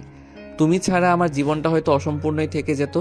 নিজের ভালোবাসাকে স্বীকৃতি দিতে গিয়ে একটুকু কষ্ট যদি করতে হয় তা না হয় করব, কিন্তু যদি ভালোবাসাটা হারিয়ে ফেলতাম তাহলে তো কোনোদিনই নিজের ভালোবাসাকে ফিরে পেতাম না। এই বলে দুজন দুজনকে জড়িয়ে ধরে কান্না করতে থাকে। নীল নেহাকে অনেক করে সান্ত্বনা দিয়ে কান্না বন্ধ করায়। আর তারপরের দিন সকালবেলা ঘুম থেকে উঠে রান্না বান্না করে দুজনে একসঙ্গে খাওয়া দাওয়া করে নীল নেহাকে স্কুলে পৌঁছে দেয়। তারপর বাসে এসে বাড়িওয়ালাকে নিয়ে এসে ওই জায়গায় চলে যায় আর সেখান থেকে একটা অটো রিক্সা ভাড়া করে নেয়। তারপর সারাদিন রিক্সা চালায় আর তার ক্লাসের একটা ছেলের কাছ থেকে সে ক্লাসের নোটগুলো নিত আর রাতে পড়াশোনা করত। এভাবেই চলছিল দুজনের সংসারে, কোনো কষ্ট ছিল না, ভালোই ছিল দুজনে। এভাবেই চলে গেল 3টে বছর। নেহা এই বছর এসএসসি পরীক্ষা দেবে, অনিল পড়াশোনা শেষ করে চাকরির জন্য এখানে ওখানে ইন্টারভিউ দিয়ে চলেছে আর এইদিকে রিক্সা চালিয়ে সংসার চালাচ্ছে। দুজনের সংসারে ভালোবাসার আর কোনো অভাব ছিল না, কিন্তু সেই ভালোবাসাটা বেশি দিন টিকলো না। একদিন দুপুরবেলা নেহার স্কুল একটু আগেভাগে ছুটি দিয়ে দেয়, যেটা নীল জানতো না। সে রিক্সা চালিয়ে একজন প্যাসেঞ্জার নিয়ে এক জায়গায় যাচ্ছিল। তখনই হঠাৎ তার চোখ গেল অন্য একটা রিক্সায় নেহা একটা ছেলের সঙ্গে হাত ধরে হাসাহাসি করে কথা বলতে বলতে ওই রিক্সা দিয়ে যাচ্ছিল, যেটা দেখে নীলের বুকের বা পাশটা মুচুতি ওঠে। নীল তখন রিক্সা থামিয়ে সেখানে দাঁড়িয়ে দাঁড়িয়ে কান্না করতে থাকে। সেদিন বিকেলবেলা বাসে এসে রাতের খাবার তৈরি করছিল। প্রতিদিন সে বাসে এসে নেহার সঙ্গে অনেক কথা বলতো, অনেক গল্প গুজব করত, কিন্তু সেদিন সে একদমই চুপচাপ ছিল। তাই নেহা তাকে প্রশ্ন করলো, কি ব্যাপার নীল, কি হয়েছে? তুমি এভাবে চুপচাপ আছো কেন? তুমি তো প্রতিদিন বাসায় এসে আমার সঙ্গে অনেক কথা বলো আর অনেক গল্প গুজব করো, কিন্তু আজ তুমি আমার সঙ্গে কোনো কথাই কেন বলছো না? কই আমার আবার কি হবে? আমার তো কিছুই হয়নি, আমি একদম ঠিক আছি। আসলে শরীরটা ভালো লাগছে না, তাই ভাবছি তাড়াতাড়ি রান্নাটা শেষ করে একটু ঘুমাবো। কি বলো তুমি? কি হয়েছে তোমার, বলো আমাকে। তোমার যাই কিছু হয় না কেন, তুমি তো প্রতিদিনই সেটা আমার সঙ্গে শেয়ার করো, কিন্তু আজ তোমার হঠাৎ করে কি হলো যে এমন চুপচাপ হয়ে আছো? নেহা প্লিজ, আমায় তুমি বিরক্ত করো না। সামনে তোমার পরীক্ষা, তুই মনোযোগ দিয়ে পড়াশোনা করো, আমাকে আমার মতো থাকতে দাও। নেহা তখন আর কোনো কথা না বলে চুপচাপ সেখান থেকে চলে গেল। আর বইয়ের পাতা উল্টাতে থাকলো। সে কোনোভাবেই বুঝতে পারছে না নীলের কি হয়েছে। এদিকে নীল রান্নাবান্না শেষ করে নিজের মতো খাবার খেয়ে নিল আর বিছানায় গিয়ে শুয়ে পড়ল। নেহা নিজের পড়া শেষ করে নীলকে ডাকতে গেল। এই নীল, নীল, ঘুম থেকে ওঠো, আমার খুব ক্ষুধা পেয়েছে, খাবার খাবো, চলো। আমার খুব ক্ষুধা পেয়েছিল, তাই আমি খাবার খেয়ে রুমে এসে শুয়ে পড়েছি, তুমি খেয়ে এসো। নেহা তখন বিষয়টা বুঝতে না পারলো খাবার খেতে আর গেল না, কারণ নীল প্রতিদিন তাকে নিজের হাতে খাবার খাইয়ে দেয়। আজ কিভাবে নেহাকে না খাইয়ে নিজে খেয়ে নিল, এটা সে ভাবতে পারছে না। তাই আর খাবার না খেয়ে বিছানায় শুয়ে ঘুমিয়ে পড়ল। অন্যদিন হলে নীল নেহাকে বিছানা থেকে টেনে তুলে খাবার খাইয়ে দিত, কিন্তু আজ নীলের কি হলো? নীল একবারের জন্য নেহার সঙ্গে কথা বলতেও আসলো না। পরের দিন সকালবেলা ঘুম থেকে উঠে নীল রান্না করে নিজের খাবার খেয়ে নেহার জন্য খাবার প্লেট রেখে একটা ছোট চিরকুট খাবারের পাশে রেখে বাসা থেকে বের হয়ে চলে গেল। নেহা ঘুম থেকে উঠে নীলকে খুঁজতে থাকলো, কিন্তু কোথাও খুঁজে পেল না। যখন টেবিলে খাবার রাখা দেখলো, তখন সে সেখানে গেল আর চিরকুটটা হাতে পেয়ে পড়তে লাগলো। আমি খাবার খেয়ে নিয়েছি, আমার একটু কাজ ছিল, তাই তোমাকে না বলে বের হয়ে গেছি। রেডি হয়ে বাসার সামনে অপেক্ষা করো, আমি সময় মতো তোমাকে স্কুলে পৌঁছে দিব। নেহা তখন আর 7 চিন্তা না করে ওয়াশরুমে গিয়ে ফ্রেশ হয়ে নিল। তারপর রেডি হয়ে খাবার খেয়ে বাসার সামনে নীলের জন্য অপেক্ষা করছিল। প্রায় 20 মিনিট পর নীল সেখানে আসলো। সরি, আমার জন্য অনেকক্ষণ অপেক্ষা করতে হলো, আসলে একটা জরুরি কাজে আটকা পড়ে গেছিলাম তো, তাই আসতে একটু দেরি হলো। আচ্ছা ঠিক আছে, কোনো সমস্যা নেই, এখন তুমি তাড়াতাড়ি চলো, আমাকে স্কুলে পাঠিয়ে দাও। অতঃপর নীল তাড়াতাড়ি নেহাকে স্কুলে পৌঁছে দিয়ে সেখান থেকে চলে আসলো। আসলে নীলের আজ এক জায়গায় চাকরির ইন্টারভিউ দেওয়ার কথা ছিল। নীল সেখানেই চাকরির জন্য ইন্টারভিউ দিতে গিয়েছিল, আর সৌভাগ্যক্রমে সেখানে নীলের চাকরিটা কনফার্ম হয়ে যায়। কিন্তু এই খুশির খবরটা নীল নেহাকে দিল না। আসলে মূল বিষয়টা হলো নেহা ওই ছেলেটার সঙ্গে হয়তো সম্পর্কে আছে, এরকমটাই মনে মনে ভাবছে নীল। তাই তো চলুন ভিউয়ার্স, দেখা যাক আসলে মূল ঘটনাটা কি। দেখো নেহা, তুমি ওই ছেলেটার সঙ্গে কেন পড়ে রইছো আমি সেটা বুঝতে পারছি না। ছেলেটা তোমার চেয়ে বয়সে বড়, তাছাড়া তার সঙ্গে তোমাকে মানায় না।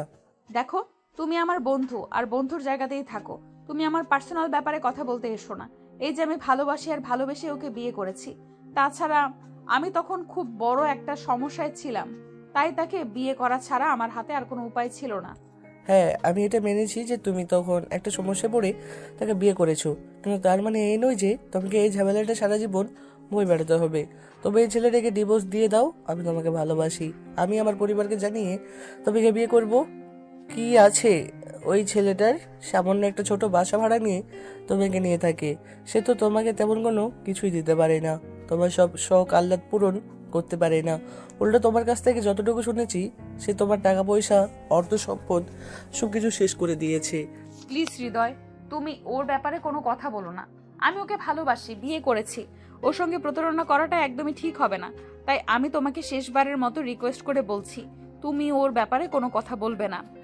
ঠিক আছে, আমি তোমাকে এ ব্যাপারে কোনো কিছু বলবো না। আমি তোমার একজন শুভাকাঙ্ক্ষী হিসেবে তোমাকে উপদেশ দিচ্ছিলাম, কিন্তু তুমি তো সেই কথা শুনলে না।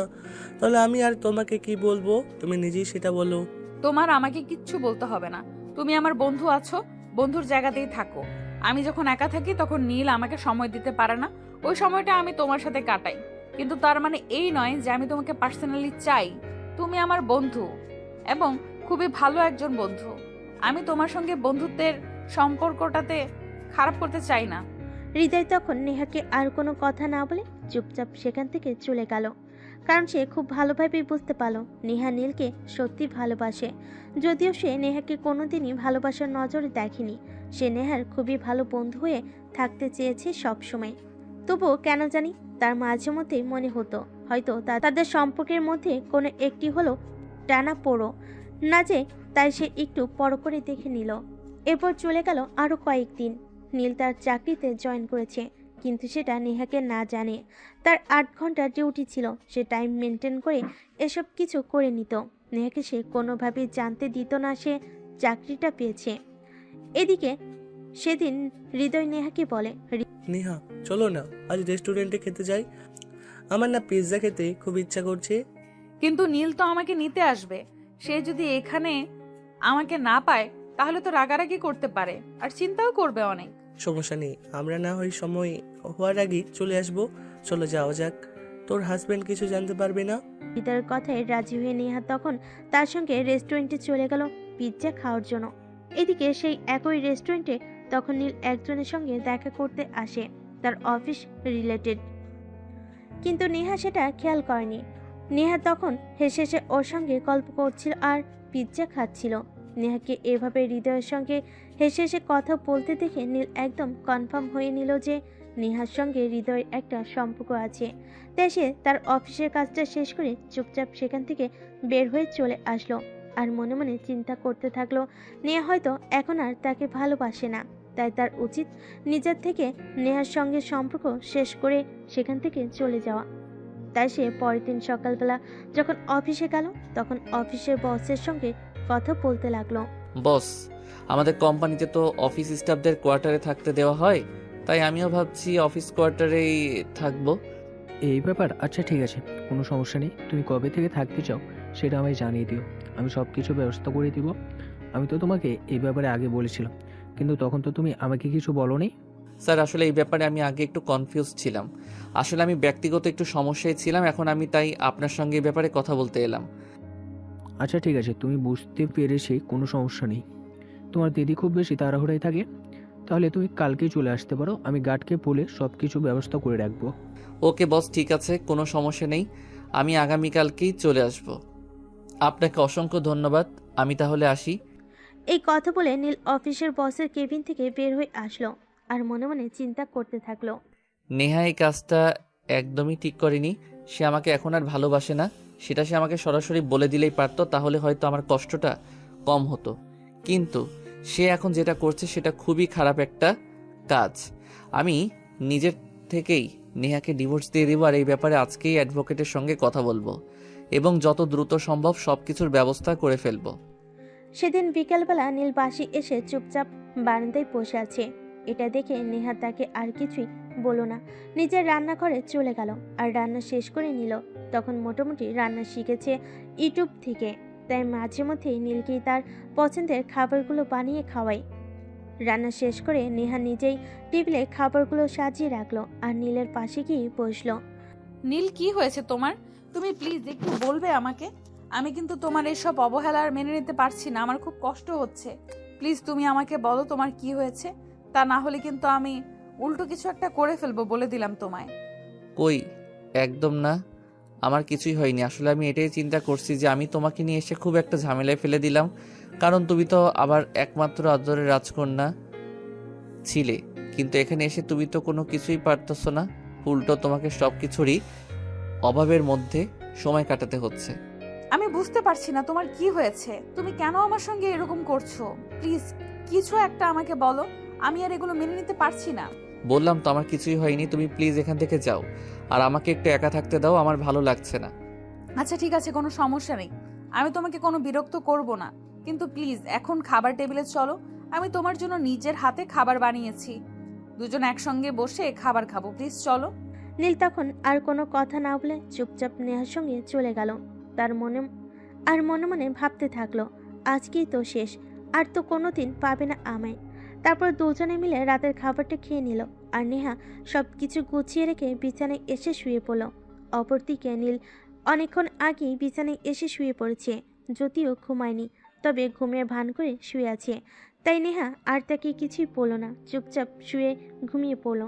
এদিকে নীল শুধু দীর্ঘশ্বাস ফেলছে আর মনে মনে ভাবছে, কেন এরকমটা করলাম, যার জন্য সব কিছু ছেড়ে এত দূরে চলে আসলাম, আর এখন সেই কিনা পরপুরুষে আসক্ত হয়ে গেল। আসলে মেয়েরা হয়তো এরকমই হয়। এগুলো চিন্তা করতে করতে সারাটা রাত কেটে গেল। সারা রাত নীল আর নিজের চোখ দুটো একত্র করতে পারল না। দেখতে দেখতে ফজরের আজান দিয়ে দিল। নীল বিছানা ছেড়ে উঠল আর নিজের সমস্ত জিনিসপত্র গুছিয়ে নিল। নেহা তখনও ঘুমাচ্ছিল। নেহার এত সকালে ঘুম থেকে ওঠার অভ্যাস নেই। সে প্রতিদিন সকাল 8টা থেকে 9টার মধ্যে ঘুম থেকে ওঠে।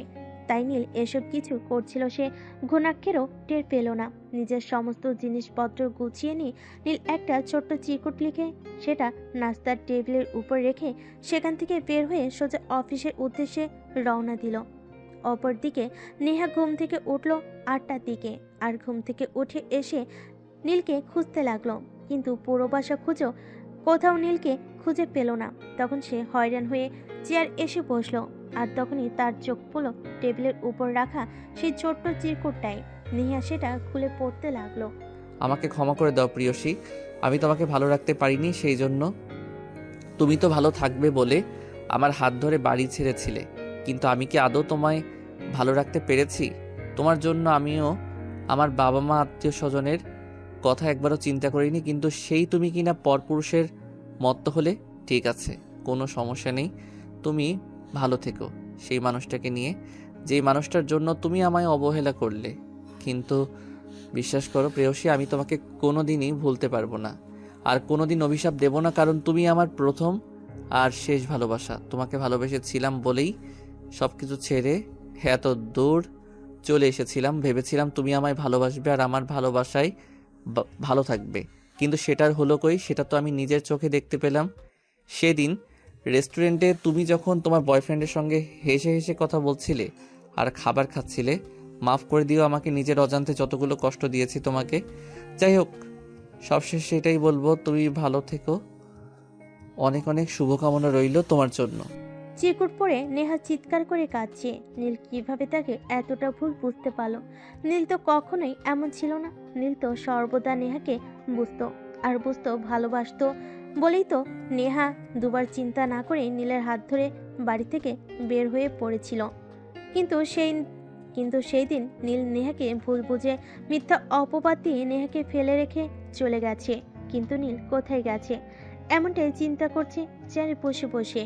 নেহা এদিকে কখন যে সকাল গড়িয়ে দুপুর, আর দুপুর গড়িয়ে বিকেল হয়ে গেল, সেই দিকে তার কোনো খেয়াল থাকলো না। এদিকে হৃদয় স্কুলে এসে নেহাকে দেখতে পেল না। নেহার নাম্বারে কয়েকবার ফোন দিল, নেহা ফোন তুলছে না। হৃদয় মনে মনে ভাবলো নেহার হয়তো কোনো বিপদ হয়েছে, তাই স্কুলের অন্য বন্ধুদের কাছ থেকে খোঁজ নিয়ে সোজা নেহার বাসায় চলে আসলো। দরজা নক করার পর নেহা দরজা খুলল, আর দরজা খুলেই হৃদয়কে দেখে সে ঠাস ঠাস করে কয়েকটা চর বসিয়ে দিল হৃদয়ের গালে। হৃদয় তো একদম হতবাক হয়ে নেহার দিকে তাকিয়ে আছে। নেহা কেন এরকমটা করছে সে তো সেটাই বুঝতে পারছে না। সে অবাকের চূড়ান্ত সীমানায় পৌঁছে গিয়ে নেহাকে জিজ্ঞাসা করলো, কি রে নেহা, কি হয়েছে তোর? প্লিজ খুলে বল আমাকে। আর তুই আমার গায়ে হাত তুললি কেন সেটাও তো বুঝতে পারছি না। এই দেখো, তোমার জন্য আমার সবকিছু হারিয়ে গেছে। এই দেখ, তোর জন্য আমার সবকিছু হারিয়ে গেছে। তোকে তো আমি বলেছিলাম তুই বন্ধু আছিস, বন্ধুর জায়গায় থাক। প্লিজ উল্টাপাল্টা কিছু করিস না, যাতে আমার ভালোবাসার মানুষটা আমাকে ভুল বোঝে।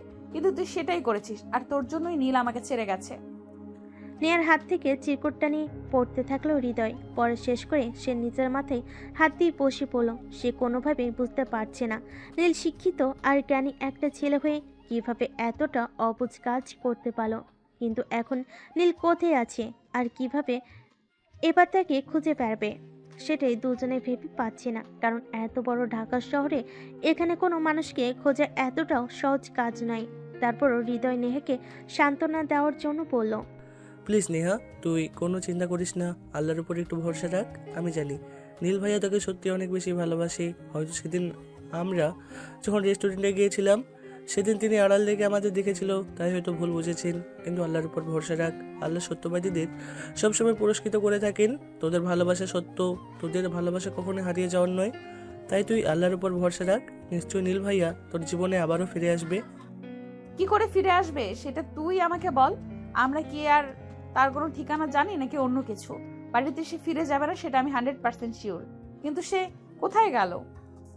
প্লিজ তুই নিজেকে শান্ত কর, আর কোনো চিন্তা করিস না। আমি সব সময় তোর পাশে আছি, সমস্ত বিপদ আপদ আমি তোর ছায়া হয়ে পাশে থাকবো। যতদিন পর্যন্ত নীল ভাইয়াকে আমরা খুঁজে না পাচ্ছি ততদিন পর্যন্ত তোর সমস্ত দায়িত্ব আমার। কিন্তু নেহা এসব কোনো কথাই শুনছে না। সে চিৎকার করে কান্না করে চলেছে। কেন এরকমটা হতে হলো? সে তো নীলকে সত্যি ভালোবাসে, তাহলে নীল কেন তাকে ভুল বুঝলো? কান্না করতে করতে তার চোখের নিচে একদম কালি পড়ে গেছে। এরপর চলে গেল দীর্ঘ 7 বছর। নেহা আর হৃদয় দুজনেই স্টুডেন্ট ভিসায় কানাডা থেকে পড়াশোনা শেষ করে কিছুদিন হলো দেশে ফিরে এসেছে। এরপর চলে গেল দীর্ঘ 7 বছর। নেহা আর হৃদয় দুজনেই স্টুডেন্ট ভিসায় কানাডা থেকে ইঞ্জিনিয়ারিং পড়াশোনা শেষ করে কিছুদিন হলো দেশে ফিরে এসেছে। সেদিন হঠাৎ নীল অফিস থেকে বের হচ্ছিল, তখনই হৃদয়ের সঙ্গে দেখা হয়। আসসালামু আলাইকুম, আমি যদি খুব বেশি ভুল না করে থাকি তাহলে আপনি নীল ভাইয়া তো? ওয়ালাইকুম আসসালাম, হ্যাঁ আমি নীল। তারপর বলুন, দাম্পত্য জীবন কেমন চলছে? নীল ভাইয়া, আমি আপনাকে অনেক খুঁজেছি, অনেকবার আপনার সঙ্গে কথা বলার চেষ্টা করেছি, কিন্তু কোনোবারই সম্ভব হয়ে ওঠেনি। আজ ভাগ্যক্রমে আপনার সঙ্গে দেখাটা হয়ে গেল। আমি কিছুদিন হলো বাংলাদেশে ফিরে এসেছি। প্লিজ আপনি একটু আমার সঙ্গে চলুন, আমরা কোনো একটা রেস্টুরেন্টে বসে কথা বলি। সম্ভব নয়, আমি একটা অফিসিয়ালি কাছে এদিকে আসছিলাম। এখন আমার সময় নেই, আমি আপনার সঙ্গে বসে কথা বলতে পারবো না। যাই হোক, আপনার মিসেসকে দেখছি না যে উনি নাকি এখনো দেশের বাইরে রয়েছেন নাকি? নীল তখন আর কোনো কথা না বলে হৃদয়ের সঙ্গে রেস্টুরেন্টে কথা বলতে চলে গেল। হৃদয় নীলকে সবকিছু খুলে বলল, আর সব কথা শুনে নীল তো একদম কান্না করে দিয়েছে। এটা তুমি কি বলছো? আমি তো নিজের চোখ আর নিজের কানকেই বিশ্বাস করতে পারছি না। আমি তোমাদেরকে ফলো করতাম সেদিন যখন তোমরা পার্কে বসে কথা বলছিলে, সেদিনও আমি তোমাদের দেখেছি। আর যেদিন তোমার রেস্টুরেন্টে বসে কথা বলছিলে সেদিন আমি তোমাদের দেখেছি। তাই আমার মনে একটু সন্দেহ উত্থিত হয়েছিল। তাই তো আমি আমার ভালোবাসার পাখিটাকে ছেড়ে এত দূরে চলে গিয়েছিলাম। হ্যাঁ ভাইয়া, সেদিন আপনার চলে যাওয়াতে নেহা অনেক কষ্ট পেয়েছিল। সে তো প্রায় মাসখানেক খাওয়া দাওয়া বন্ধ করে দিয়েছিল। আমি অনেক কষ্ট করে তাকে সেই ডিপ্রেশন থেকে ফিরিয়ে এনেছিলাম। তারপর থেকেও সমস্ত দায়িত্ব আমি নিজে নিয়েছিলাম, কারণ এই শহরে তো তার আপন বলতে কেউ ছিল না। আর তো চাকরি করার মতো সেরকম বয়স হয়নি যে সে কোথাও গিয়ে চাকরি করবে। তাছাড়া আপনি তো জানেন আমার ফ্যামিলির আর্থিক অবস্থা খুবই ভালো ছিল, তাই তার দায়িত্ব নেওয়াটা আমার জন্য খুব একটা কষ্টকর হয়ে ওঠেনি। আচ্ছা ঠিক আছে, সেই সব কথা এখন বাদ দাও। আগে তুমি আমাকে এইটা বলো যে নেহা এখন কোথায় আছে? আমি এখনই নেহার সঙ্গে দেখা করতে চাই আর তার কাছে ক্ষমা চাই। আমি জানি না সে কোনোদিনও আমাকে ক্ষমা করতে পারবে কিনা, কিন্তু তারপরও আমার মনে হয় একবার তার সঙ্গে দেখা করে ক্ষমা চেয়ে নেওয়া উচিত। হ্যাঁ, এটা একদম আপনি ঠিক কথাই বলেছেন। আপনার এখনই নেহার সঙ্গে একবার দেখা করা উচিত। আপনি আমার সঙ্গে চলুন, আমি আপনাকে নেহার কাছে নিয়ে যাচ্ছি। এই কথা বলে হৃদয় নীলকে নিয়ে নেহার কাছে চলে গেল। দরজা কলিং বেল চাপ দিয়ে হৃদয় একটু দূরে সরে গেল আর নীলকে দরজার সামনে দাঁড় করিয়ে রাখলো। কিছুক্ষণ পর নেহা এসে দরজা খুলল আর দরজার সামনে নীলকে দেখে সে পড়ল। তুমি এখানে কি করে এসেছো আর আমার ঠিকানা কোথায় পেলে? প্লিজ নেহা, তুমি আমাকে ক্ষমা করে দাও। সেদিন আমি তোমাকে ভুল বুঝেছিলাম, তার জন্য আই এম সরি। প্লিজ তুমি আমাকে ক্ষমা করে দাও। তুমি কেন ক্ষমা চাইছো আমার কাছে? ভুল তো আমার, কারণ আমি তোমাকে সঠিক জিনিসটা বোঝাতে পারিনি। তুমি নিজের চোখে যেটা দেখেছো সেটাই বিশ্বাস করেছো। আসলে মূল সত্যটা কি সেটা একবারও জানতে চাইনি। জানো, তুমি চলে যাওয়ার পর আমি তোমাকে কত জায়গায় খুঁজেছি, কিন্তু কোথাও খুঁজে পাইনি। হ্যাঁ, আমি সেই সব কথা হৃদয়ের কাছ থেকে সবকিছু শুনেছি। প্লিজ তুমি আমাকে এইবারে শেষবারের মতো ক্ষমা করে দাও। আর কখনো আমি এমন করব না। কখনো যদি কোনো কিছু আমার চোখের সামনে পড়ে তাহলে অবশ্যই আমি সবার আগে তোমাকে জিজ্ঞাসা করব আর তারপর সেটা নিয়ে ডিসকাশন করব। নেহা, তুই তো নীল ভাইকে খুবই ভালোবাসিস, তাই আমি বলছি প্লিজ একবারের মতো মাফ করে দেখ। নীল ভাই এখনো তোকে ঠিক ততটাই ভালোবাসি যতটা আগে বাসতো, তাই প্লিজ তাকে ক্ষমা করে দেখ। তুমি আমাকে ক্ষমা করে দাও। ওকে ছাড়া প্রতিটা দিন, প্রতিটা ঘন্টা, প্রতিটা মিনিট, প্রতিটা সেকেন্ড আমি যে নরক যন্ত্রণায় ভোগ করেছি সেটা শুধুমাত্র আমি জানি। আমি নিজেকে আর কষ্ট দিতে চাই না। প্লিজ তুমি তোমার মতো, প্লিজ তুমি আমাকে ক্ষমা করে দাও আর তোমার ভালোবাসায় কাছে টেনে নিও। মানলাম আজ তুমি আমাকে আবারও ভালোবেসে কাছে টেনে নিলে, কিন্তু 2 দিন পর যখন তুমি আবারও এমন কিছু দেখতে পাও তাহলে তো আবার আমাকে ভুল বুঝে ছেড়ে চলে যাবে।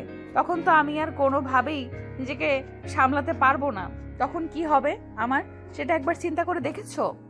না, কখনো এমন হবে না। এই যে আমি তোমাকে যে প্রমিস করে বলছি, আর কখনো আমি তোমাকে ভুল বুঝবো না। আমি সত্যি তোমাকে ভালোবাসি আর ভালোবেসে সারা জীবন নিজের ভালোবাসায় বেঁধে রাখবো। নেহা নীলের বুকের সঙ্গে নিজেকে মিশিয়ে নিল আর নীলকে বলল, যদি সত্যি আমাকে ভালোবাসো তাহলে এতদিন এতটা কষ্ট কেন আমাকে দিলে? জানো কতটা কষ্ট পেয়েছি আমি? কষ্ট শুধু তুমি একা পেয়েছো যে এমনটা কিন্তু নয়। কষ্ট কিন্তু আমি নিজেও পেয়েছি, কারণ আমি তোমাকে সত্যি ভালোবাসতাম। তুমি আমাকে ছেড়ে অন্য কাউকে ভালোবাসছো এরকম চিন্তাটা যখনই করতাম তখন বুকের ভিতরটা হাহাকার করে উঠতো। আমি কোনোভাবেই সেটা মেনে নিতে পারতাম না। আমার খুব কষ্ট হতো, তাই আড়ালে চলে যেতে চেয়েছিলাম, যেখানে তোমাকে অন্য একজনের সঙ্গে দেখতে হতো না। তাই আমি এরকমটা করেছিলাম। তবে এই যে আজ তোমাকে কথা দিলাম আর কখনোই তোমাকে ভুল বুঝবো না। আচ্ছা ঠিক আছে, এবার আপনাদের ড্রামা বন্ধ করুন।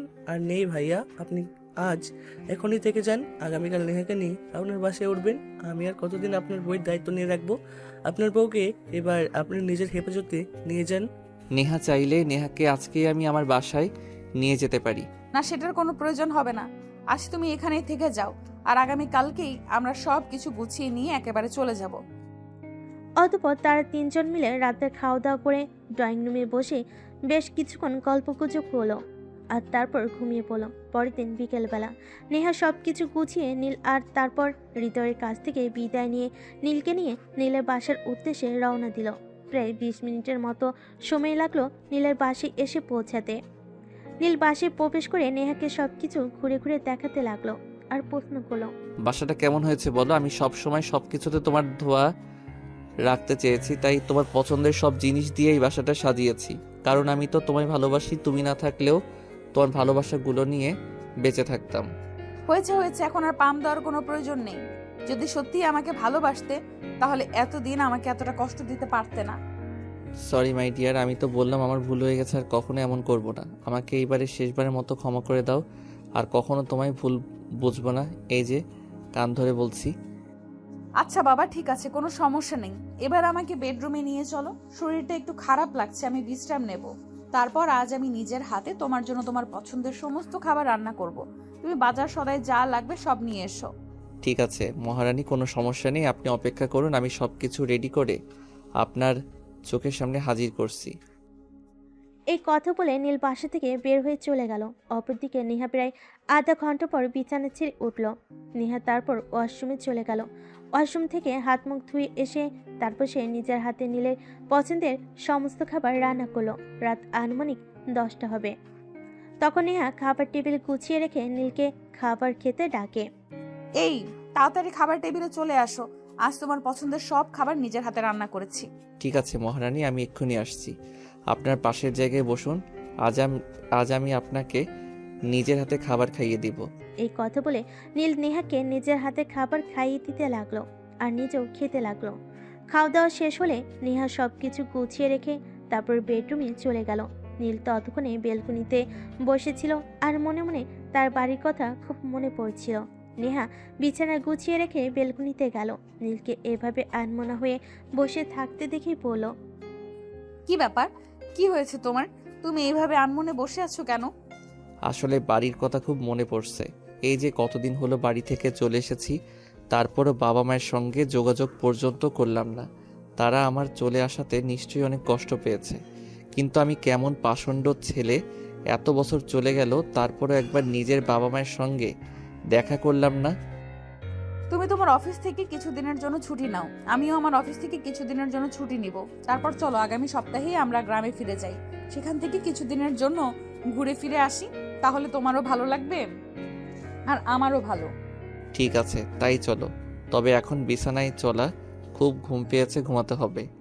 এই বলে নীল আর নেহা দুজনেই বেডরুমে চলে আসলো। নীল বিছানায় এসেই ঘুমিয়ে পড়ার জন্য প্রস্তুতি নিচ্ছিল। এমন সময় নেহা তার বুকের উপর শুয়ে বলতে থাকে, আজ কিন্তু আমি তোমার কোনো কথাই শুনবো না। তুমি তখন আমাকে অনেক উল্টোপাল্টা বুঝিয়েছো, বলেছো আমি অনেক ছোট, কিন্তু এখন আমি বড় হয়েছি। যে জিনিসটা আমি তখন পাইনি সেটা কিন্তু আমার এখন চাই। ও তাই নাকি? বউটার বুঝি আমার আদর পাওয়ার ইচ্ছা হয়েছে? ঠিক আছে, কোনো সমস্যা নেই। আমার 10টা না 5টা না একটা মাত্র লক্ষ্মীমন্তর বউ, আর সেই বউটাকে আমি আদর করব না, সেটা হতে পারে নাকি? এই বলে নীল নেহাকে জড়িয়ে ধরে তার ঠোঁটে ছোট্ট করে একটা ভালোবাসার পরশ এঁকে দেয়। নেহা নিজের ঠোঁটের পরশ পেয়ে একটু কেঁপে ওঠে।